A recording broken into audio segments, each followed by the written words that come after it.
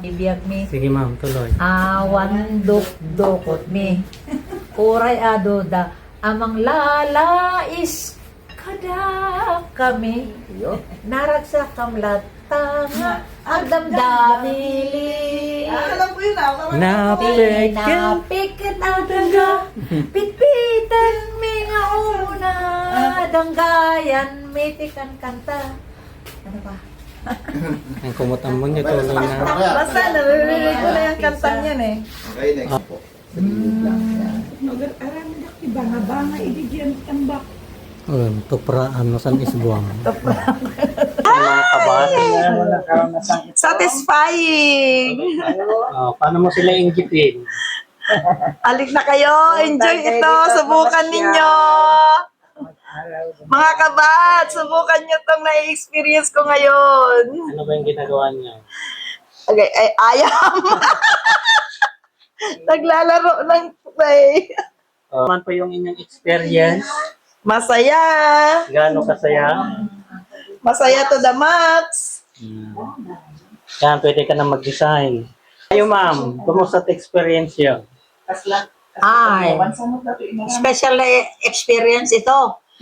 Actual na pagdamili. Ganito pala ang style ng paggawa ng mga finished product ng dinamili. Bacabitures clay. Red clay. Kaya po sir. Basta po ito, baka ng bata. Kumusta yung experience niya? Narealize ko po yung paggawa ng Panginoon ng tao. Diba? Ito sa nagsimula. Opo. Yan. Excited naman ako gumawa. Ano ba kayang clay na yung Jesus?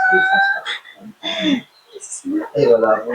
Enjoy gumawa ng clay pots. Dapat yan ma'am, lagyan ng ano sa gitna. Temporary, kasi babagsak siya. Ayan. Bigyan. Lagyan mo ng tungkod. Ay, assess mo ma'am Chris, lagyan niya ng tungkod. Para hindi mo wagsak ang lagyan. Yeah, malapit nang matapos. Malapit Ano nang yan? matapos. Pati yan yung design. Flower! Ay, may flower. Oh. Yeah. Flower satisfying talaga. Kaya come and enjoy. Visit Road Clay Pagdamilian. Ay, flower. Anong date na yan? To 2025. 220. Simple lang siya. Simple na. Yes, may obra maestra. Proud to be.